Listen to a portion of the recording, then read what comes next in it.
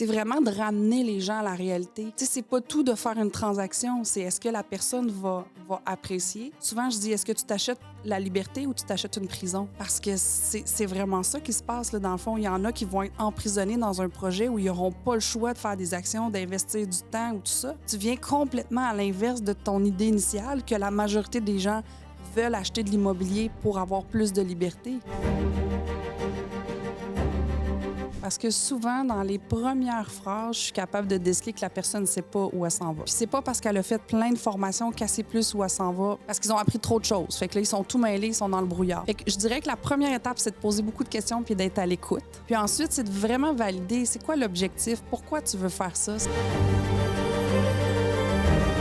Dans les écoles, ils leur enseignent que c'est le courtier qui va l'aider dans sa transaction. À la base, est-ce que le client a vraiment réfléchi à ce qu'il cherche? Est-ce qu'il sait ce qu'il cherche? Parce que souvent, je leur dis, si tu appelles ton courtier et tu lui dis, bon, OK, mets-moi sur une liste automatisée, je me cherche un plex, je dis, il ne te rappellera pas ton courtier, à moins qu'il cherche la business, là, peut-être. Il va peut-être travailler avec toi puis pousser ta réflexion. Mais en général, si tu n'arrives pas à ton courtier pour lui dire, moi, je cherche un 6-plex, je veux des 4,5 ou des 5,5, je veux dans telle région, idéalement dans tel quartier. Là, il risque de pouvoir beaucoup plus répondre à ton besoin si tu es clair.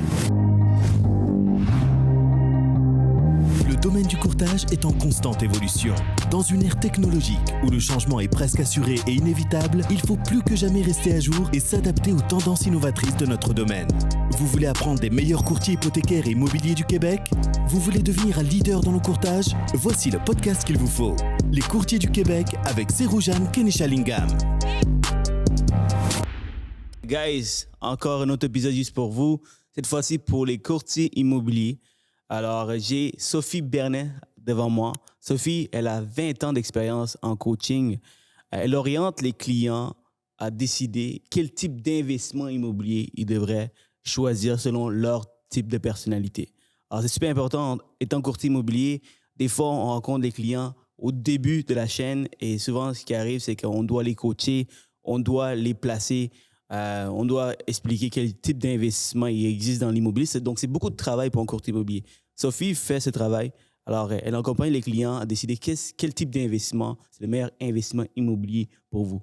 Alors, ça soit flip, ça soit multilogement, ça soit optimisation. Des fois, les clients, l'immobilier, c'est populaire. Hein? Donc, des fois, les clients, ils sont tout excités, ils veulent savoir, ils veulent embarquer dans l'immobilier, mais ils ne savent pas quoi choisir. Sophie, elle oriente les gens. Elle accompagne les gens. Puis je pense que pour un courtier immobilier qui écoute, c'est super important. Ça peut vous donner des idées. Ça peut vous donner une façon... En fait, ça peut vous donner l'approche nécessaire pour éduquer vos clients. Évidemment, Sophie est là aussi pour coacher vos clients. Si vous êtes intéressé, vous pouvez aussi la contacter plus tard. Donc, bonjour Sophie, comment ça va? Ça va super bien, toi aussi? Ça va super bien. Merci beaucoup. Hey, merci de l'invitation. Yes! T'es contente? Oui, vraiment. J'étais vraiment contente. Merci. Good. Ben écoute, j'invite uniquement les gens que je sais qu'ils vont amener énormément de valeur aux écouteurs, en nos courtiers. Cette fois-ci, c'est les courtiers immobiliers. Alors, je suis vraiment excité d'apprendre. Moi aussi, ça me parle beaucoup parce que quand j'ai commencé, l'immobilier, ça m'intéressait, mais je ne savais pas où commencer, comment commencer. Je me suis dit, je vais rentrer dans le courtage, travailler dans le métier, et par la suite, je vais apprendre qu'est-ce que les clients font pour me diriger dans quel type d'investissement entreprendre, tu vois. Alors, c'est pas tout le monde qui a l'opportunité de faire ce que je fais. Alors, c'est important pour les clients de comprendre un peu c'est quoi les risques qui viennent avec l'immobilier, c'est quoi l'investissement qui vient avec l'immobilier. Alors, donc, pour commencer, qui est Sophie Bernet? Ça, c'est une grande question, là. Mais en fait, j'ai travaillé 20 ans en ressources humaines. Ensuite, je suis retombée dans l'immobilier parce que je suis née dans une famille de gens qui faisaient de l'immobilier quand j'étais toute petite. Puis, à un moment donné, j'ai juste eu l'appel de l'entrepreneuriat qui a été très fort. Puis, j'ai commencé à coacher pour une école immobilière du Québec. J'ai adoré cette clientèle-là, puis j'en ai fait ma spécialité en réalité. Donc, je coach des gens qui veulent investir en immobilier à partir du bon pied, à dissiper le brouillard, dans le fond, qu'ils ont entre leur projet et eux au départ. Et c'est sûr que, comme tu disais, tu avais plus d'expérience avant même de rentrer dans le coaching plutôt. Tu orientais les gens dans les entreprises t'engageaient pour aider les employés, c'est ça? C'est ça. Dans le fond, moi, j'ai une expertise en démarrage de département. Donc, c'est de coacher les employés, les gestionnaires à avoir un département de ressources humaines, à savoir comment s'occuper de leur staff, de s'assurer qu'ils soient heureux, qu'ils soient bien, qu'ils soient au bon endroit, la bonne personne sur la bonne chaise. Donc, j'ai comme transformé mon expertise avec l'immobilier, avec les gens en immobilier. Donc, tu es déjà habitué avec les humains, à coacher les Oui, humains. oui, oui. Puis maintenant, il n'y a pas d'autre chose que les humains, il y a juste les humains. Ouais, Mais tu coaches les humains, donc par la suite, pourquoi? Parce que je trouve que tu es la seule que je connais qui fait ça. Genre, tu as comme créé une niche oui, là, exact. puis tu as créé un travail qui n'existait pas. Mais en fait, c'est les courtiers immobiliers qui font ça habituellement. Oui. Toi, tu as vraiment commencé, donc douce, comme tu as trouvé cette idée d'aider les gens comme ça. En réalité, là, puis en toute humilité, c'est parce que moi-même, je suis passée par là. Donc, quand j'ai commencé à vraiment m'intéresser activement à l'immobilier, j'ai pris des formations, j'ai dépensé beaucoup de milliers de dollars à me former. Puis au final, je bougeais pas plus. Je savais pas où commencer mon premier pas en immobilier. Qu'est-ce que je vais faire? Tout m'intéressait. Plus je me formais, plus j'étais mélangée aussi, tu sais. Fait que c'est vraiment de là qu'est venue l'idée de dire, ben attends, il y a tellement de gens dans ma situation, je peux pas passer à côté cette opportunité-là d'aider ces gens-là. Ne serait-ce que pour le premier pas. Après, tu peux faire plein d'autres types de projets, mais ton premier pas, c'est lui le plus important puis le plus inquiétant souvent, là. C'est stressant. Il y a Oui. tellement de possibilités dans l'immobilier. Il y a le financement privé. Tu peux t'investir en prêteur privé. Tu peux acheter des immeubles, des unifamiliales, des chalets locatifs. Tu peux faire du Airbnb. Tu peux optimiser des immeubles multilogements. Mon Dieu, il y en a tellement. Puis c'est un peu plate pour les courtiers qui doivent encadrer les gens. Évidemment, j'imagine que ça vous fait plaisir de le faire, mais si vous faites que ça, mais l'argent ne rentre pas, là.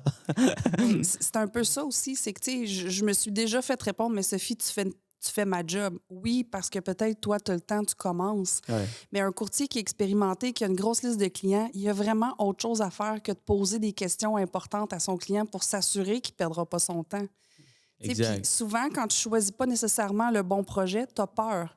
Il arrive à un point où tu vas reculer. Par exemple, ça peut être à l'achat d'un immeuble, tu fais inspecter, il y a quelque chose qui ne fonctionne pas. En temps normal, si c'est vraiment ton type de projet, tu vas passer par-dessus, tu vas trouver des solutions. Mais quand ce n'est pas ton bon type de projet, tu vas reculer. Donc, tu fais perdre le temps à beaucoup de gens. Beaucoup. Puis de l'argent. Puis de moi, dans le financement, évidemment, il y a cet aspect coaching que je fais avec les clients. Mais c'est toujours plus beau quand le client a déjà ce qu'il veut, il sait, donc on attaque. Parce que ça, c'est mon travail ultime, c'est d'aller chercher le financement, accompagner les clients durant son financement, donner les meilleurs conseils. Alors, super, on va commencer par comprendre un peu un client qui vient te voir. Oui. C'est quoi les démarches? C'est quoi ton premier speech avec lui pour comprendre un peu qu'est-ce qu'il a besoin? La première chose que je vais faire, c'est de m'assurer, dans le fond, que je suis la bonne personne pour pouvoir l'aider. D'un coup qu'on a passé cette étape-là, il y a tout un processus de réflexion que j'engendre avec le client. Son temps disponible, par exemple. Il y en a qui vont me dire « Ah oui, mais moi, je suis disponible, je travaille juste de 8 à 5. » Et quand tu creuses, tu te rends compte, finalement, la personne a 4 enfants, puis elle aide d'un parent malade, puis tout ça. Fait que finalement, c'est quoi? C'est 1 heure ou 2 par jour. Ça, là, c'est une donnée importante parce que si la personne pense faire du flip, par exemple, ça prend une super gestion de temps. Fait que, tu sais, il y a tout cet aspect-là qu'on va pousser. On va aller voir aussi les traits de personnalité. Est-ce que cette personne-là a une vitesse d'exécution rapide ou est-ce que c'est quelqu'un qui prend son temps dans la vie puis qui va réfléchir puis tout ça? Tu sais, on est tous différents, mais probablement que dans le flip, si tu as un rythme lent, ça va être plus difficile. Ou il faut que tu trouves quelqu'un qui va accélérer le processus. T'sais. Fait que c'est des prises de conscience qui sont importantes pour bien choisir le projet. Mm-hmm. Le chalet locatif, ton téléphone peut sonner souvent là, avec tes clients. Mais si toi, ça t'agresse de te faire texter écoute, je cherche la clé de telle armoire, ben t'es-tu à la bonne place? C'est pas impossible. Puis à chaque fois, je dis à mes clients, c'est pas parce que toi, t'aimes pas ça qu'il n'y a pas de plan B pour contourner. Si toi, t'aimes pas faire la gestion de locataire, t'en prends conscience puis t'engages une firme pour t'aider à le faire. Il y a toujours des moyens. Mais de prendre conscience de tout ça, c'est super important à la base. Allez, Sophie, dis-moi maintenant, parlant de chaque investissement, j'aimerais ça que les courtiers puissent apprendre c'est quoi les aptitudes qu'un client doit avoir, puis qu'est-ce qui peut nuire le client. Donc, par exemple, pour un flip. Mais tu sais, si on prend le flip, par exemple, là, c'est un projet, normalement, là, on y va grossièrement parce que autant de personnes ont de types de flip différents aussi, tu sais. Donc, si, mettons, on prend les grandes lignes du flip, on sait que c'est souvent courte durée. On va essayer d'acheter et de revendre à l'intérieur de 3-4 mois quand on fait des petits flips, par exemple. C'est sûr que ça prend une rapidité d'exécution. Ça prend quelqu'un qui va être capable de prendre des décisions rapidement, qui va être capable de solutionner, parce qu'évidemment, quand on achète un flip, on ne sait jamais ce qu'on va trouver en arrière d'un mur, par exemple, ou quoi que ce soit. Fait que ça prend vraiment des gens qui sont rapides, des solutionneurs, que j'appelle souvent, des gens qui vont avoir des bonnes idées, qui vont calculer aussi pour s'assurer de suivre leur budget, parce que si tu te rends compte à la fin qu'il ne reste plus d'argent, l'objectif de ton flip n'est pas atteint. Donc, c'est vraiment important quand on regarde un flip de voir est-ce que cette personne-là va fitter dans ça. Est-ce qu'elle est capable de gérer le stress financier qui vient avec? Tu sais, on investit beaucoup d'argent. Tu sais, si on fait des chiffrons, là, une mise de fonds de 100 000, la personne met, mettons, entre 60 et 100 000 de travaux, bien, c'est un gros stress financier si tu rajoutes par-dessus ça un prêteur privé à du 10, 12, 14, 18 %. Donc, est-ce qu'elle va être capable de gérer ce stress-là aussi? Oui, oui. Je fais énormément de flips par le financement privé, avec des prêteurs privés. Puis, si le taux d'intérêt, comme tu dis, à 12, 13, 14 % plus frais, le client doit payer mensuellement le temps qu'il finit et qu'il vend sa propriété s'il décide de le vendre. Alors, c'est beaucoup, beaucoup d'argent, on parle ici. Oui. Alors, souvent, c'est des gens qui ont de l'argent et qui ont de l'expérience qui vont rentrer. Ou s'ils n'ont pas l'expérience, ils vont rentrer avec quelqu'un d'autre qui a l'expérience. Et cette personne-là va soit mettre de l'argent ou son énergie, mais c'est beaucoup d'argent, je te comprends. Puis, est-ce que tu remarques qu'il y a beaucoup de gens qui sont nouveaux, qui s'intéressent au flip? Oui, mais je te dirais là, en ce moment, l'engouement est vraiment pour le chalet. OK. Ce que j'entends, là, c'est beaucoup. Moi, je veux un chalet, je cherche un chalet, je trouve pas de chalet. Tu sais, tout le monde a vraiment un axe vraiment important là-dessus. C'est quoi? Parlons du chalet maintenant. Oui. L'investissement du chalet. Donc, c'est quoi les aptitudes à avoir et qu'est-ce qui peut nuire? OK. Ce qu'il faut avoir quand on achète un chalet, je pense que le premier en haut de la liste, c'est le service à la clientèle parce que c'est un service qu'on offre. Tu sais, on offre une maison, un chalet, une chambre des fois pour louer aux clients. Donc, on veut que l'expérience soit agréable. Fait que c'est sûr que le service à la clientèle est vraiment important. Encore, comme je disais tantôt, à moins qu'on le délègue à une entreprise, ce que beaucoup vont faire aussi. Mais ça, c'est super important. Puis il va y avoir toute la gestion aussi de l'équipe qui va être là. Fait que là, on a le ménage. Fait qu'il y en a qui vont le faire eux-mêmes, leur ménage de leur chalet Airbnb. Il y en a qu'il faut qu'ils gèrent l'équipe de ménage. On veut s'assurer que c'est bien fait, donc on doit faire des suivis. Il y en a qui vont faire prendre des photos, par exemple, par l'équipe de ménage pour s'assurer de contrôler la qualité de ce qu'ils vont offrir. Parce qu'encore là, le critère numéro 1, c'est le service qu'on va offrir aux clients. Donc, il y a tout cet aspect-là de gestion. Tu sais, dans le fond, c'est une entreprise que de gérer un chalet locatif ou peu importe ce qu'on va louer à court terme. Là. C'est hot en ce moment, là. C'est avec le COVID. C'est populaire, les chalets. Les chalets se louent facilement. Mais il faut comprendre qu'il va y avoir un ralentissement. Puis il faut aussi il faut comprendre que ça va arriver, puis il faut être à l'aise avec ça. Puis revenons sur le flip avant. Oui. J'avais oublié de parler de quelque chose. Mais il faut aussi l'expérience sur le terrain. Donc, qui va faire les travaux? Oui, tout à fait. Ouais. Donc, souvent, c'est quoi ton expérience? Est-ce que c'est les clients qui disent « Ah, moi, je vais faire les travaux » ou ils disent « Ah, moi, je vais engager quelqu'un » ? C'est quoi tes conseils que tu donnes par rapport à ça? En général, là, les gens qui viennent me voir, là, la plupart ne font pas les travaux eux-mêmes. Donc, pour eux, c'est un frein. Ils se disent, je ne peux pas faire de flip parce que, justement, je ne connais rien à la construction ou je n'ai pas ma licence. Genre comme moi. Ouais. Comme moi aussi. OK. Moi, je fais du flip, mais je n'ai pas de licence puis je ne connais rien en construction. Ce qui fait que je vais me chercher des partenaires quand je fais des flips. Donc, je vais chercher quelqu'un qui va avoir cette expertise-là. C'est aussi ce qui est important de voir, tu sais, quand on prend conscience de notre profil, c'est quoi nos forces, on voit aussi c'est quoi nos faiblesses, qu'est-ce qui nous manque. Donc, des fois, on en arrive à la conclusion avec les clients, ben oui, si tu veux faire du flip, c'est possible, mais tu ne pourras clairement pas les faire tout seul, du moins pour commencer, parce qu'il te manque ta licence, parce qu'il te manque des connaissances en construction. Mais ça n'empêche pas nécessairement. Tu sais, moi, je m'y connais pas, mais je suis super pour gérer le plan de projet. Je trouve des solutions tout le temps, des corps de métier pour répondre à mon besoin. Tu sais, moi, je gère les problèmes quand je suis sur un projet de flip, puis tout ce qui est l'administration. Puis quand tu vas de l'autre côté, un monsieur, par exemple, qui a sa licence RBQ, je dis monsieur, il y a plein de femmes qui l'ont, mais quelqu'un qui a sa licence RBQ va avoir plus l'intérêt de gérer le chantier et moins l'administratif. Donc, ça fait un super match. Ouais. Fait que c'est là qu'on prend conscience, tu sais, t'es qui, c'est quoi tes forces, puis qu'est-ce que tu as besoin pour aller pallier aux différences. Et ce que je remarque avec les courtiers immobiliers qui se spécialisent dans ce type d'investissement pour leurs clients, ils ont les contacts aussi pour recommander à leurs clients. C'est un peu ce que tu recommandes aussi, right? J'imagine que tu dois sûrement conseiller du monde, recommander du monde, surtout s'ils ont besoin de ce genre d'outils pour démarrer. Alors, si vous êtes un courtier immobilier, guys, si vous voulez se spécialiser là-dedans, c'est important d'avoir des contacts, savoir des contacts. Parce que les clients qui sont nouveaux, si vous voulez faire le coaching vous-même, c'est des fois, avoir des recommandations à faire, c'est super important. C'est la base parce que, tu sais, oui, c'est facile. Là, tu peux ouvrir Internet puis trouver la personne que tu as besoin. Mais est-ce qu'elle va vraiment venir dans les délais que tu as besoin? Surtout, par exemple, si c'est un flip ou un chalet où tu dois régler le problème avant que le client parte ou quoi que ce soit. Fait que la clé, c'est vraiment, vraiment le réseau. Là. Exact. Puis les courtiers immobiliers, tout de suite, les clients ont cette facilité à penser à vous parce que vous êtes comme au début de la chaîne. Donc, surtout si vous êtes capable d'être la personne clé qui peut vous référer à n'importe qui, guys, ils vont toujours penser à vous. Puis c'est comme ça que les bons courtiers développent énormément un gros clientèle, puis ils sont capables de vendre énormément de propriétés. C'est parce qu'ils ont bâti toutes ces relations autour de ces clients. Alors, pour revenir au chalet, oui.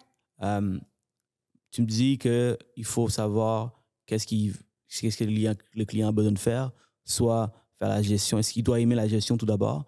Et il doit aussi être prêt à avoir des appels tout le temps, faire du service à la clientèle. Maintenant, qu'est-ce qui peut nuire aux clients pour les chalets? C'est sûr que si tu manques de patience, ça ne t'aidera pas vraiment. Fait que, tu sais, ça reste qu'on gère des clients au quotidien. Eux, ce qu'ils veulent, c'est avoir des souvenirs, passer un bon moment, relaxer, ne pas penser à rien. Ouais. Donc, c'est normal. Tu vas avoir la plupart du temps des demandes. Donc, la patience, si tu n'en as pas, ça nuit clairement. Si tu n'es pas capable de faire un service avec la clientèle adéquat puis que tu ne veux pas le donner en gestion, ça peut nuire à ton projet. Donc, tes reviews, par exemple, vont être négatives et là, ça va nuire à tes locations. Mm-hmm. Donc, tu sais, au niveau du chalet locatif, là, ça, c'est tellement un point important. Là, c'est qu'en ce moment, les gens vont s'approprier les projets des autres. Ils vont dire « Ah, lui réussit avec le chalet, je vais m'acheter des chalets. » Mais d'où l'importance de poser des questions aux clients pour savoir est-ce que toi, tu aimes ça faire de la gestion à la clientèle? Est-ce que tu aimes ça faire la gestion de tes consommables, par exemple? Parce qu'il faut que tu fasses ton inventaire pour savoir qu'est-ce que tu as acheté et tout ça. Est-ce que tu aimes ça gérer une équipe de ménage, par exemple? Est-ce que tu sais que, par exemple, si tu perds ta femme de ménage, bien, ça se peut que tu te déplaces pour aller faire toi-même le ménage pour pouvoir le faire? Ouais. Tu peux pas dire aujourd'hui, je suis pas disponible, ça me tente pas. Si tu as un client qui rentre demain, il faut que tu y ailles. Mm-hmm. Puis, je pense que le service à la clientèle est important, très important. Archi important. Ouais, parce que c'est ça qui va... Tu sais, maintenant, de nos jours, moi, personnellement, dès que je vois un chalet ou quoi que ce soit, Airbnb, regarde rapidement les témoignages. Et les témoignages, vous devez vraiment se concentrer pour avoir les meilleurs témoignages possibles. Parce que les gens, c'est ça qui vend. C'est ça qui vend. C'est ça qui permet aux clients de dire « OK, moi, je vais le faire ». Et j'ai eu des mauvaises expériences aussi dans les chalets ou dans les Airbnb. Il manque des papiers de toilette. Et on avise, mais le gars, il n'amène pas. Alors, qu'est-ce qu'on fait? On est poigné. Ben, c'est ça. Puis, tu sais, tes reviews vont être pénalisantes à ce moment-là. Fait que c'est pas pour t'aider. Ouais. Fait que si tu sais que toi, tu n'en as pas de patience pour pouvoir gérer ce genre de choses-là, ben passe à autre chose. Soit c'est pas ton bon projet, ou soit tu as besoin d'un plan B qui serait une équipe de gestion pour le faire pour toi. Puis ça prend du temps à faire cette gestion-là. Ça prend du temps à faire les publicités pour ça. Donc, si tu n'as pas de temps à investir dans ton entreprise, c'est peut-être pas non plus la bonne chose pour toi. D'où l'importance de ce qu'on disait tantôt, de faire un inventaire exhaustif de ton temps disponible. C'est vrai, le marketing. Le marketing est super important dans les chalets locatifs. Il faut savoir vendre. Alors, si le client n'a pas ce côté en lui, c'est difficile. Exactement. J'ai plein d'amis qui me disent hey bro, veux-tu investir en chalet, man? Ça bump en ce moment. Hein. Ouais. Alors, écoute, il faut que je pose des questions, mais est-ce que tu es prêt à faire tout ça? Oh, il n'y a pas de problème. Mais les gens, ils sont vraiment intéressés, mais ils ne voient pas à quel point c'est demandant de gérer une entreprise. C'est une entreprise quasiment. Exactement. C'est ce que je ramène avec les gens, puis c'est ce que vous, en tant que courtier, vous avez à faire. C'est vraiment de ramener les gens à la réalité. C'est pas tout de faire une transaction, c'est est-ce que la personne va apprécier. Souvent, je dis, est-ce que tu t'achètes la liberté ou tu t'achètes une prison? Parce que c'est vraiment ça qui se passe. Là. Dans le fond, il y en a qui vont être emprisonnés dans un projet où ils n'auront pas le choix de faire des actions, d'investir du temps ou tout ça. Tu viens complètement à l'inverse de ton idée initiale que la majorité des gens veulent acheter de l'immobilier pour avoir plus de liberté. Mais est-ce que tu as bien choisi ton type de projet qui correspond à ta liberté? J'ai des gens dans le multi qui me disent hey, « moi, là, j'adore ça, je suis tellement libre. » Puis il y en a qui se disent hey, « moi, je passe mon temps à faire des travaux, je suis pas bien, je suis tout le temps dans mon immeuble. » Fait que c'est différent pour chaque personne. Et aussi avoir des attentes pour l'argent que vous allez y gagner. Alors, vous n'allez pas devenir millionnaire avec le premier chalet. Il faut en avoir énormément de chalets pour que, OK, il y a quand même... tu vis du chalet locatif. Il y en a qui vivent bien, avec beaucoup d'expérience. Mais c'est ça, donc c'est savoir aussi. Est-ce que tu parles des chiffres avec les clients? Je parle des chiffres en termes de plutôt ce que tu viens de dire. Est-ce que tu réalises que... Je te donne un exemple. J'ai une cliente qui vient me voir un moment donné et elle me dit « Sophie, j'ai besoin de ton aide. Il faut que je m'achète un 5plex. Ça presse, je viens de perdre ma job. » Déjà, là, il y a 3 cloches qui ne fonctionnent pas. Tu ne peux pas acheter un 5plex rapidement. Déjà, là, avec le marché, c'est impossible. Puis en même temps, tu ne vas pas remplacer ton revenu. Tu sais, un 5plex, tu vas sortir quoi? Si tout va bien, 2 000 3 000 au bout de ton année. Puis encore là, tu n'as peut-être même pas fait de rénovation. Fait que c'est pas un investissement qui va te rapporter nécessairement facilement un cash flow. Je dis pas que ça ne le fait jamais, mais ça sera, dans son cas, à elle, c'était pas le bon type d'investissement pour elle rapidement. Là. Je réalise que, tu sais, avec ton exemple que tu viens de donner, j'espère que c'est vrai. Oui, tout à fait, je te le dis. Donc, une personne qui perd son emploi, qui cherche de l'argent, il va acheter un 5plex pour essayer d'avoir un soutien, en fait. C'est ça qu'elle désire faire. Alors, c'est une personne qui connaît absolument rien, là, qui commence, puis elle pense que c'est ça. Alors, il va avoir beaucoup de clients qui approchent les courtiers pour demander ce genre de questions, puis ça peut être extrêmement demandant de coacher ces gens-là. Évidemment, vous devriez être là parce que cette personne, si vous aidez, cette personne, comme l'exemple de Sophie, mais ça va peut-être lui prendre 2 ans avant de pouvoir commencer le processus avec vous. Mais c'est en 2 ans que vous devez le coacher ou c'est plusieurs fois que cette personne-là va vous appeler. Alors, ça, c'est demandant quand j'y pense, là. Donc, oui, c'est demandant. Puis c'est aussi un peu de péter des ballons, d'une certaine manière. Parce que la personne, elle s'est mise dans son rêve que ça allait être extraordinaire de faire de l'immobilier. Tu sais, je parle pas juste d'un plex. Tu sais, il y en a qui font du flip que finalement, ils sont tellement pas bien là-dedans, puis ça fait des flops. Je connais quelqu'un, les 2 premiers flips qu'il a fait, il a perdu les 2 fois 25 000 $. Ah oui? Fait que tu dis, tabarouette, tu sais, c'est pas simple tout ça. Là. On s'imagine que l'immobilier, on va faire de l'argent rapidement puis ça va être super facile. C'est pas facile. C'est comme un métier aussi là, de faire de l'immobilier. On peut en faire sur le côté avec notre carrière, tout ça. Il y en a qui c'est ce qu'ils font. Ils vont s'acheter des petits plex, ils vont gérer ça, puis tu sais, c'est correct. Mais la réalité, c'est que c'est pas facile, c'est pas simple. Il y a des structures à mettre en place, il y a des réflexions à avoir pour savoir si c'est notre bon type de projet, pour être sûr qu'on soit heureux dans ce qu'on va faire. J'ai des gens, là, ils ont 5 chalets locatifs et ils ont chacun 2 grosses carrières, puis ils fonctionnent super bien. Parce que eux, leur fun, c'est d'optimiser tout ça, c'est de s'assurer que tout est informatisé, qu'ils soient sur la plage, puis qu'ils soient capables de gérer leur chalet, puis ils en prennent pour éventuellement, peut-être, un jour lâcher leur emploi. Mais pour l'instant, ils aiment ce qu'ils font. Fait que, mais ils sont super organisés. C'est des experts en gestion de temps puis de projet. Ah oui, OK. Je connais quelqu'un qui a une grosse job dans une grosse corporation. Il gère ses flips en même temps. Il construit un chalet, puis il manque jamais une activité sportive de ses enfants. Mais il excelle en gestion du temps puis en gestion de projet, lui aussi. Il faut se connaître. Exactement. Parlons de maintenant multilogement. Oui. Quand je parle de multilogement, je parle de duplex, triplex, quadruplex. Et puis, si un client vient te voir, il te dit ou elle te dit, Sophie, le multilogement, ça m'intéresse, mais est-ce que je devrais commencer avec le duplex?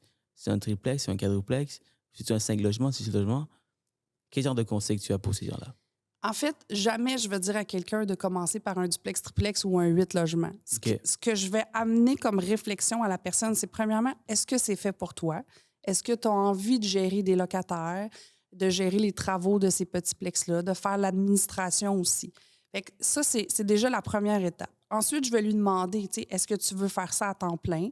Est-ce que tu as un revenu? Parce que tu en fais du financement. Tu sais, quand tu es travailleur autonome, financer des petits plex en plus, c'est vraiment plus compliqué que des plus gros. Fait que, tu sais, C'est rien de compliqué pour moi. non, pas pour toi. C'est une blague. Oui, effectivement, dans les banques, c'est difficile. C'est une des raisons pourquoi je me spécialise dans les solutions alternatives privées. Donc, quand ça ne fonctionne pas dans les banques, si tu as l'argent, il y a toujours quelque chose à faire. C'est ça. Mais quelqu'un qui me dit qu'il y a 5-10 qui a déjà sa maison, qui est travailleur autonome depuis peu, je vais dire, tu sais, moi, je te suggère vraiment d'aller rencontrer un conseiller, un courtier hypothécaire pour te faire préapprouver si c'est vers ça que tu vas. Ça va pouvoir te permettre de voir quel est ton terrain de jeu. Bonne idée. Parce que là, aujourd'hui, ce qui se passe, c'est que tu as une idée, mais tu n'as pas les outils en place pour pouvoir concrétiser cette idée-là. Donc, va voir un courtier, fais regarder ton dossier au complet, puis peut-être qu'il va dire hey, oui, avec le budget que tu as, pas de problème, tu peux aller chercher un 4, un 5, ou non, oublie ça, c'est impossible, il faudrait que ce soit un 8 pour que l'immeuble se qualifie. Tu sais, fait que moi, je réfère aux gens qui sont compétents dans ce qu'ils font. Moi, ma compétence à moi, c'est de faire réfléchir les gens. C'est du coaching pur. C'est vraiment m'assurer qu'ils comprennent puis qu'ils vont chercher à l'intérieur d'eux. Qu'est-ce que je réalise, c'est que souvent, encore là, les courtiers, vous êtes courtiers immobiliers, vous êtes chanceux. La première personne que les clients pensent aller voir pour des conseils immobiliers, c'est un courtier immobilier. C'est toujours la première porte. Oui, vous êtes populaire, guys. Vous êtes partout, toutes vos pancartes sont partout. Donc, qu'est-ce que les gens y font? Ben, vous faites une bonne job de marketer vous-même. Alors, ils vous appellent. Et là, ils se demandent quel type de propriété, quel type de multilogement, on parle de multilogement ici, ils demandent quel type de multilogement ils devraient investir. Donc, ce que vous devriez faire, comme Sophie a dit, est-ce que je peux apprendre de cette conversation, c'est référer à un courtier hypothécaire, bien évidemment, comme moi, et qui va, ou vos partenaires, qui va analyser la situation, puis il va vous dire 300 000, 400 000, 500 000.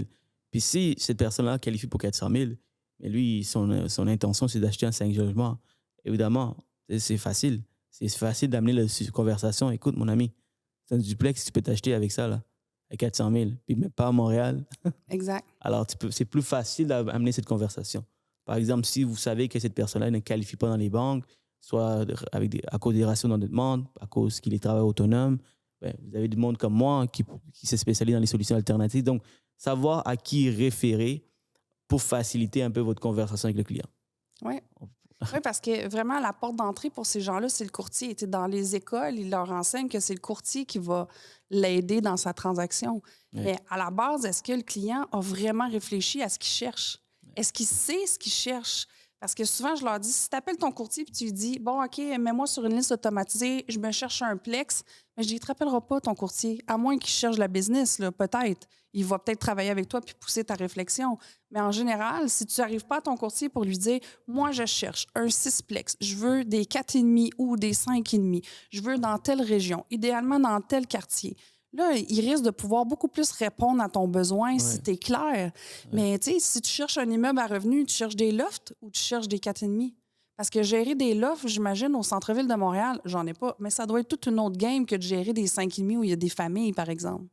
Fait que c'est important pour vous en tant que courtier, mais aussi pour le client de bien savoir c'est quoi qu'il cherche exactement pour que personne ne perde son temps. Effectivement. Puis, c'est quoi les aptitudes à avoir pour choisir, pour que le client dise que moi, c'est la meilleure chose, c'est du multilogement?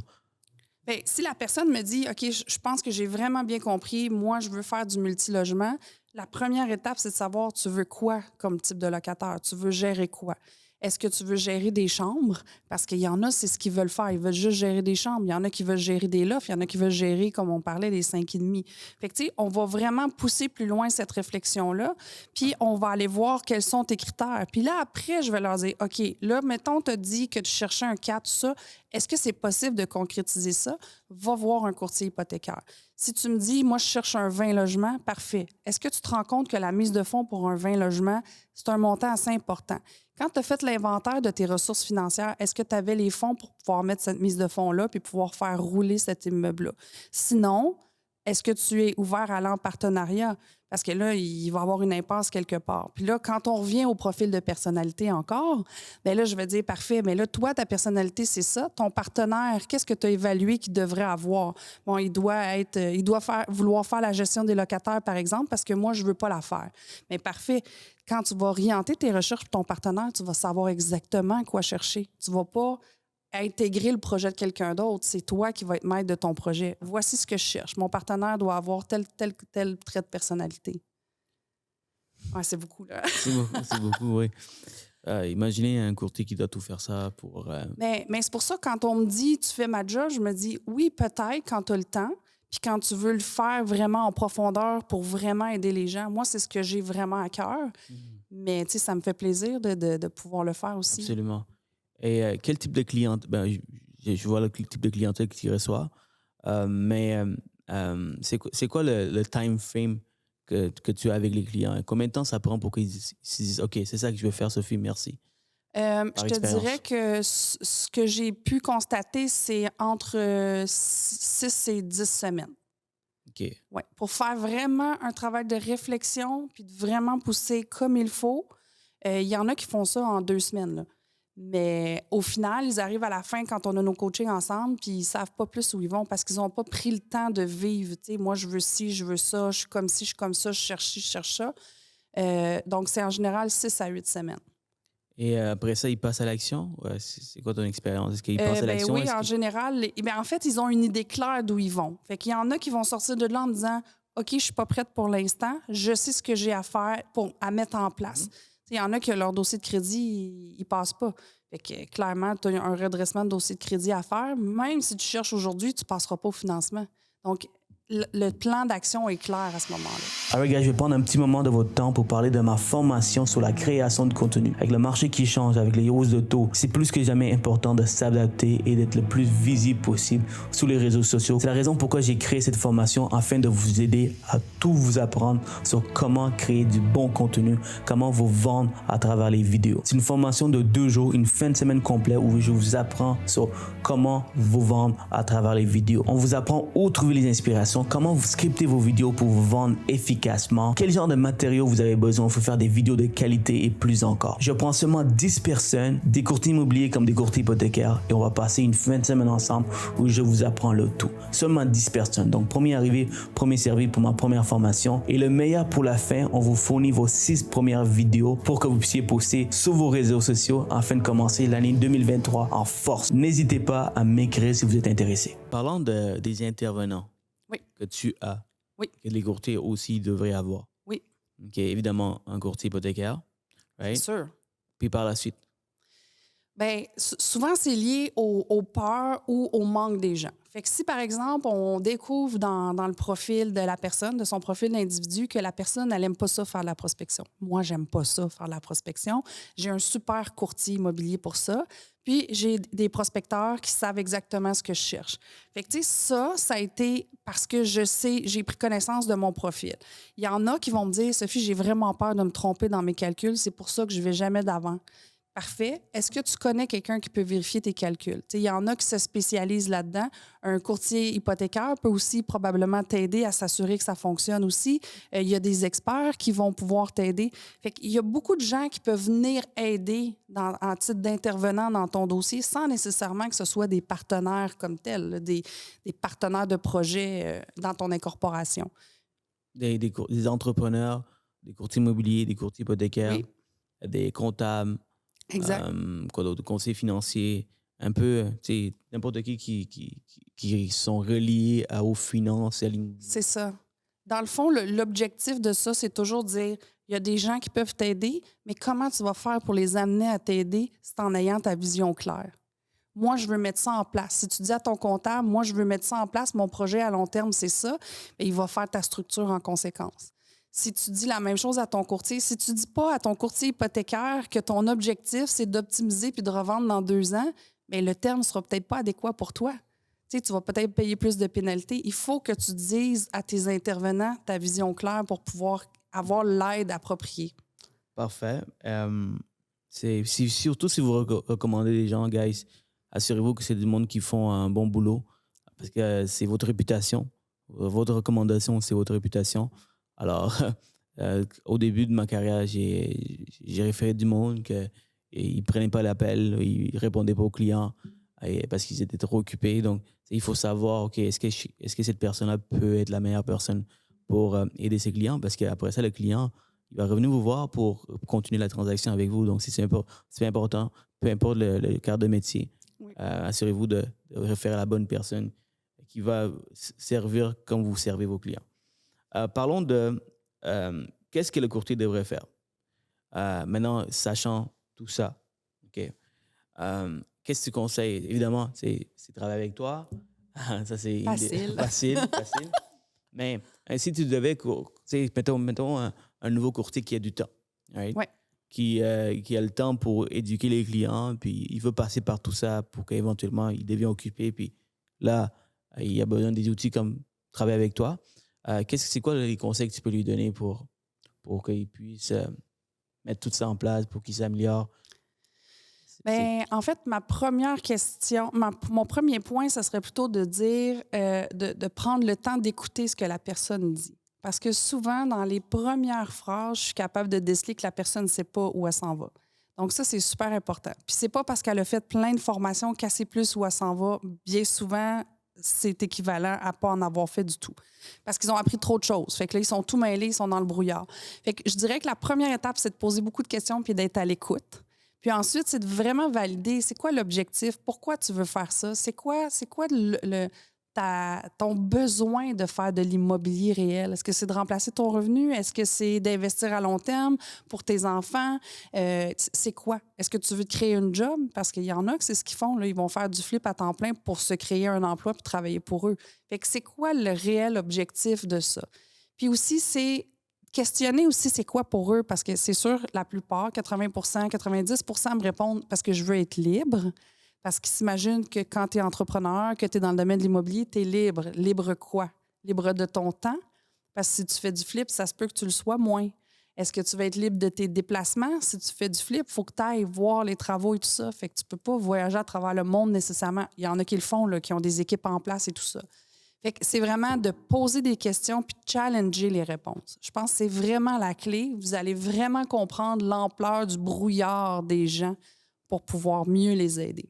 Souvent, ce qu'on fait, c'est que quand on est limité sur nos connaissances, c'est quand mettons que nous, on est vendu sur le multilogement, sur le duplex, et le client vient vous voir pour demander des questions sur l'immobilier, puis là, vous parlez juste du duplex, vous n'écoutez pas cette personne. C'est un perte de temps, puis vous allez remarquer rapidement qu'il ne répond plus à vos appels parce que vous n'avez pas écouté. Donc, c'est important, comme tu dis, de poser les bonnes questions, d'écouter la personne pour savoir quel type d'investissement. Et par la suite, travailler avec du monde comme toi, des courtiers hypothécaires qui peuvent encadrer cette personne, accélérer le processus de réflexion pour éventuellement passer à l'action. Exactement. Parce que l'objectif, c'est que le client achète et achète à répétition. Donc, si on prend la peine de faire la première étape qui est la base, de savoir c'est quoi sa vision, et on a beaucoup plus de chances que le client revienne. Parce qu'il va savoir exactement. Si moi, je détermine que moi, je veux acheter, par exemple, des 4plex toujours à Montréal, bien, mon courtier va savoir après ça, puis on va les enfiler parce que je vais savoir mon objectif clair. C'est ça un peu le but de ça, c'est d'avoir une vision de ton projet clair. Excellent. Je pense qu'on a fait le tour, Sophie. Y a-t-il quelque chose que tu veux ajouter à nos écouteurs aujourd'hui? Yes, c'est quelque chose que tu veux ajouter? Parce que honnêtement, j'ai fait le tour de toutes les questions. On a parlé de flip, on a parlé de multilogement, chalet. On a parlé des chiffres. Tu rentres pas trop dans les chiffres. Ça, tu laisses aux professionnels comme les courtiers immobiliers, les courtiers hypothécaires le faire. Tu parles, j'imagine, des conséquences de tous les investissements. On a parlé de ça. Intervenants, des questions pour les courtiers. Guys, on a fait le tour pour vous. Alors, Sophie, si quelqu'un qui veut te contacter, qu'est-ce qu'on fait? pour te contacter? Ça peut être soit sur Facebook, qui est super facile, ou encore sur mon site internet immocapcoaching.com. OK, parfait. On va marquer dans la description. Tu viens d'acheter ta première propriété et dans 5-10 ans, tu veux peut-être te lancer dans l'immobilier et faire ça plus souvent. Donc, c'est quoi les étapes qu'on devrait... Quelqu'un qui aspire. Exact. Donc, ça, c'est une question que vous pouvez avoir, guys, étant courtier immobilier. Là. Ça, j'adore cette question-là parce que ce que ça me permet de te dire, c'est qu'il faut que tu saches qu'est-ce qui est le bon type de projet pour toi pour te former dans la bonne chose.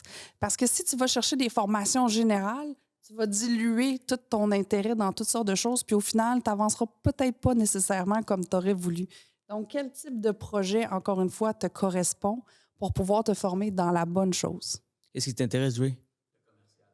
Le commercial. Parfait. À ce moment-là, tu regardes, puis tu vas vraiment voir quelles sont les formations qui s'adressent à ça. Parce qu'il y a beaucoup de programmes qui sont plus génériques, un peu comme ton cursus au cégep, là, qui était très générique. C'est la même chose. Toi, ce que tu as besoin, c'est des formations plus spécifiques. Puis l'autre chose, c'est renseigne-toi aussi sur les gens qui font ça. Il y en a des gens qui font du commercial. Il y a des livres qui sont écrits là-dessus. Il y a des rencontres aussi d'investisseurs immobiliers. Puis c'est vraiment de te coller à ces gens-là pour en apprendre le plus possible. Le commercial, je peux rapidement passer au chalet locatif parce que s'il y a du marketing derrière, si tu veux louer des bureaux, si tu veux, c'est quoi que tu veux faire comme dans le commercial? C'est acheter des multi-logements parce que c'est considéré commercial ou tu veux louer des bureaux un peu qu'est-ce qu'on a ici? Location de bureau. Ouais. Ça revient beaucoup au chalet locatif parce qu'à la fin de la journée, tu dois te market, puis tu es un bon marketeur. Ça, we know. All right? Donc, Mais en même temps, la différence entre le chalet et le commercial, c'est souvent plus légal parce que tu as des baux qui sont vraiment plus complexes, qui sont différents. Tandis que la location court terme, souvent, si tu passes par Airbnb, c'est simple, c'est réglé. Il y a toute la structure à mettre en place, évidemment. Fait qu'il y a quand même une différence. Il y a aussi cette sécurité aussi parce que la personne signe pour un bail de 5 ans. Oui. Donc, tu sais que le revenu va rentrer chaque mois. Dès que tu as le client et un client sérieux, tu sais que le revenu va rentrer chaque mois. Exact. C'est un contrat. C'est fixe. Souvent, tu vas louer pour 5 ans, 10 ans, dépendamment de ton type de local. Tandis que le Airbnb, c'est de la location court terme. Fait que là, tu recommences ton processus à chaque 2 jours, chaque semaine, chaque fin de semaine. C'est vraiment un aspect qui est différent dans la gestion de la clientèle, par exemple. Super. Hey, vous n'attendiez pas à ça, hein? Les gars, je vous ai réveillé, là. All right. Go, guys. Donc, merci pour avoir été là avec nous. Merci. C'était un plaisir. Puis, j'ai vraiment aimé pouvoir partager ça avec eux.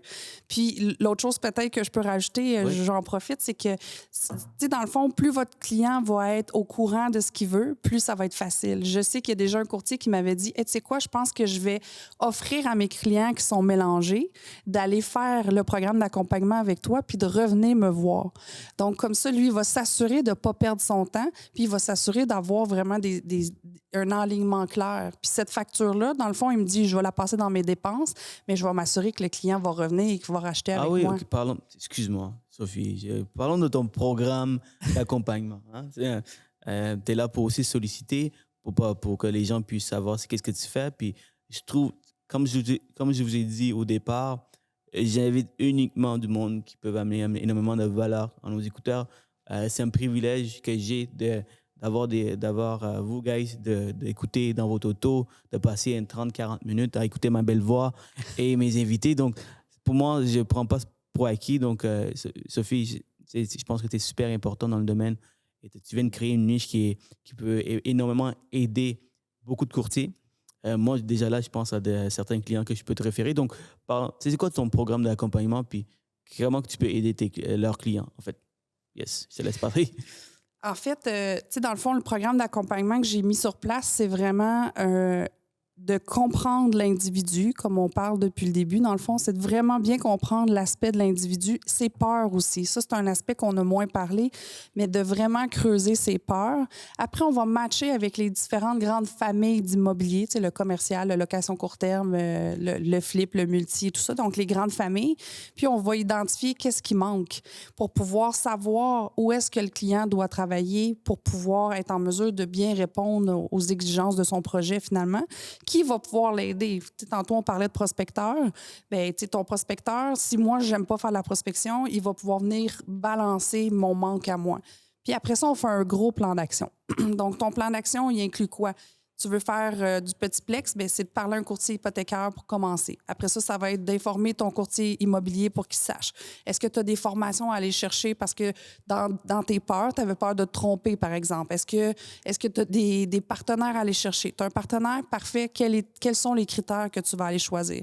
Donc, c'est vraiment un programme où je vais aller accompagner les gens pour pouvoir les rendre la vision immobilière claire. Est-ce que, en fait, j'ai une prochaine question pour toi. Habituellement, aujourd'hui, nos jours, on peut même automatiser le tout. Tu as des cours en ligne et tout. Est-ce que tu as vraiment des cours one-on-one avec ces personnes-là? Tu passes du temps ou il y a des choses qui sont automatisées? C'est hybride, en fait. OK, hybride. Fait que j'ai des vidéos préenregistrées sur des thèmes en particulier où je vais aller faire travailler le client après avec un tableau, un exercice ou quoi que ce soit. Par exemple, ton temps disponible, j'ai une vidéo où je vais l'expliquer. Tu fais ton inventaire de ton temps détaillé. Puis à la fin du module, on se rencontre en privé puis on va challenger ce que tu as écrit. Fait que si tu me dis « Ah oui, moi j'ai full temps » puis qu'en réalité, on se rend compte que c'est pas ça, bien, ça va quand même nous permettre d'avoir une meilleure idée de ce qui se passe. Fait que c'est les deux. En moyenne, combien de temps le client passe avec toi, avec tes vidéos? En fait, j'offre le programme sur 3 mois parce que l'objectif étant pas de procrastiner, ça prend une date de fin. Notre cerveau arrête, il sait qu'il y a une date de fin. Mais comme je te dis, en général, 6 à 8 semaines, je demande aux gens de ne pas faire tout d'un coup parce qu'il faut intégrer tout ça. Il y en a qui le font quand même, ça leur prend 2 semaines, ils ont tout fini. Fait que, les vidéos sont pas longues. L'objectif, c'est vraiment d'aller à l'essentiel du sujet puis de faire réfléchir la personne. Fait que c'est entre 10, 12 minutes. J'en ai une de 30 minutes, par exemple, avec une autre intervenante. Mais on va à l'essentiel. Qu'est-ce que tu as besoin pour clarifier ton projet? C'est ça l'objectif. Excellent. Parfait. Là, je pense que... Là, c'est clair. Là, c'est clair. On a fait le tour. Donc, guys, si vous avez des questions, n'hésitez pas à communiquer avec Sophie. Je pense que ça vous allez beaucoup aider vos clients. Beaucoup, beaucoup, beaucoup. Puis vous allez sauver énormément de temps. Oui. Donc, et d'argent. Et d'argent et de temps. Et imaginez, aussitôt que ce client il se réveille sur ce qu'il veut faire, et peut-être qu'il va en acheter 3, 4 avec la même personne, avec le même courtier. Donc, il y a plein d'opportunités qui peuvent être créées. Sur ce, je vous souhaite une excellente journée. Merci encore, Sophie, d'être venue. Avec plaisir. Alors là, on va passer on va finir notre journée. On vient de commencer. En fait, il est quoi? 8h10, donc on a toute la journée pour le faire. Vous voyez, on fait très tôt le matin juste pour vous. Donc, guys, à la prochaine. Ciao. Bonne journée. Alright tout le monde, j'espère que vous avez apprécié l'épisode. Pour plus de contenu, cliquez la vidéo ici ou ici. Et surtout, guys, si vous voulez me remercier, n'oubliez pas de commenter, liker, partager et surtout abonnez-vous à ma page pour que j'amène encore plus de contenu uniquement pour vous.